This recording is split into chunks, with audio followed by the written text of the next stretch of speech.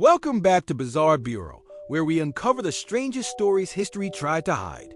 Today, we're journeying into the sands of Egypt, searching for a marvel that dwarfs even the Great Pyramid, a structure so immense and complex that it was known to the ancient world as the Labyrinth.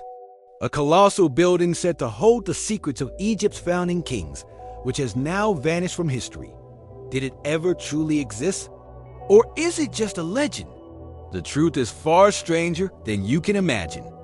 Imagine a building that could hold the temples of Karnak and Luxor combined and still have room to spare. A single structure with 3,000 rooms, half above ground, half below, filled with hieroglyphs, paintings, and the sarcophagi of kings and sacred crocodiles. This isn't a fantasy. It's a description from the ancient Greek historian Herodotus, who claimed to have seen it with his own eyes in the 5th century BC. He wrote, "The labyrinth surpasses even the pyramids. I have seen this work, and it is beyond description." For him, it was the pinnacle of human achievement. Other classical authors echoed his awe. Strabo, a geographer, described it as a palace composed of as many palaces as there were formerly nomes or provinces in Egypt. Pliny the Elder marveled at its baffling complexity, its winding passages designed to confuse and disorient any who entered unguided. These weren't just casual travelogues. They were detailed accounts from some of antiquity's most respected minds. They all placed the labyrinth near a place called the City of Crocodiles, next to a lake named Moeris. The descriptions were consistent, the location was specific, so where did it go? For centuries, this question haunted archaeologists and adventurers. The labyrinth, a wonder of the world, had simply disappeared. For nearly 2,000 years, the labyrinth remained a ghost, a legend whispered among historians. Many scholars began to doubt its existence, suggesting Herodotus and others had exaggerated or mistaken another temple for this mythical structure. After all, how could something so massive, so important, just vanish without a trace? The desert is unforgiving, but it's also an incredible preserver. Tombs, temples, and entire cities have been rediscovered beneath the sands. But the labyrinth, a structure supposedly grander than all others, remained lost.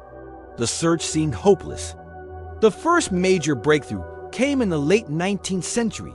The renowned archaeologist Flinders Petrie, a legend in Egyptology, was determined to solve the puzzle.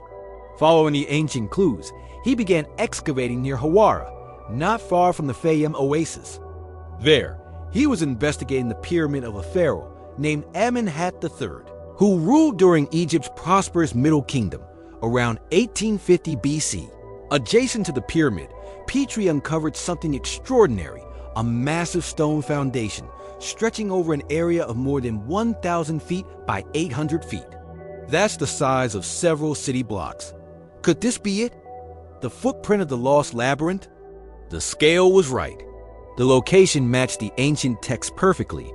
Petrie found fragments of columns and stone statues scattered across the vast plateau. The evidence was compelling. He declared that he had found the site of the labyrinth, but there was a problem. The glorious 3,000-room superstructure was gone. All that remained was a confusing, chaotic field of stone chips and the ghost of a foundation.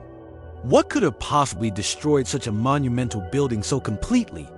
The answer, it seems, lies in its value, not as a historical monument, but as a quarry. After the fall of the pharaohs and the decline of the old religion, the labyrinth was likely dismantled stone by stone. Its high-quality limestone and granite were repurposed to build new structures during the Roman period and beyond. It was cannibalized, its glory carted away to build new towns and burned for lime. The magnificent halls and decorated corridors described by Herodotus were recycled into oblivion. This explains why nothing remained above ground. The greatest architectural achievement of the age was simply too valuable a source of building material to be left alone. But remember, Herodotus mentioned that half of the labyrinth was underground, a subterranean network of chambers holding the tombs of kings and sacred crocodiles. Flinders Petrie's excavation focused on the surface. He found the foundation, But he didn't have the technology or the resources to explore what lay beneath the massive stone platform. The underground portion, the most secret and sacred part of the labyrinth, remained untouched and unexplored. For another century, the secrets of the lower levels remained buried. Fast forward to 2008, a team of Belgian and Egyptian researchers, armed with advanced ground-penetrating radar, returned to Hawara. They wanted to see what Petrie couldn't. They scanned the area south of Amenhotep's pyramid, right where the labyrinth's foundation lay. What their equipment revealed was absolutely stunning.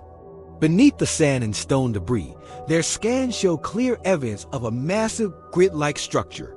They found walls, chambers, and corridors, all laid out in a complex pattern stretching deep underground exactly as the ancient writers had described. The leader of the expedition, Louis de Cordier, stated that they had found an archaeological marvel. The scans indicated a colossal labyrinthine structure hidden beneath their feet. It was a multi-layered, highly complex system of rooms and passages. They had, it seemed, rediscovered the legendary lower levels of the labyrinth. The results were published. The scientific community was buzzing with excitement, and it seemed like one of archaeology's greatest mysteries was about to be solved. A full-scale excavation was the obvious next step. But then, something strange happened. Silence. The sensational findings were suddenly shrouded in official secrecy. The results of the Mataha expedition, as it was called, were not widely publicized by the Supreme Council of Antiquities in Egypt at the time. The expedition's own website was taken down, and public discussion of the findings seemed to be quietly discouraged. Why? The official reason is often a tangled web of bureaucracy, funding issues, and the need to protect sensitive sites. Excavating a site of this magnitude is incredibly expensive and complex, and there's always the risk of damaging what lies beneath. But unofficial theories abound. Some suggest the discovery was so significant, perhaps revealing something that could rewrite Egyptian history, that officials decided to pause until they could fully control the narrative. Could the tombs of Egypt's founding kings really be down there? Others point to the high water table in the Fayum region, which would make any underground excavation a logistical nightmare, potentially flooding and destroying whatever secrets the chambers hold. Whatever the reason, the underground labyrinth remains sealed, its existence confirmed by modern technology, but still unseen by human eyes for millennia. So, the Lost Labyrinth of Egypt is both found and lost at the same time. We know where it was. We have the foundation. We have radar scans showing a massive complex hiding under the sand. We have the testimony of the ancient world's greatest historians, but we can't walk its halls. We can't read its hieroglyphs. It lies just out of reach, a tantalizing secret waiting for the day can finally be revealed. The story of the labyrinth is a powerful reminder that sometimes the greatest treasures are the ones still hidden, and the biggest mysteries are the ones history is not yet ready for us to solve. What do you think is hidden in those subterranean chambers? Let me know your theories in the comments below. Thanks for joining us at the Bizarre Bureau. If you enjoyed this journey into the unknown, don't forget to like, subscribe, and hit that notification bell so you never miss an investigation. Until next time, keep questioning everything.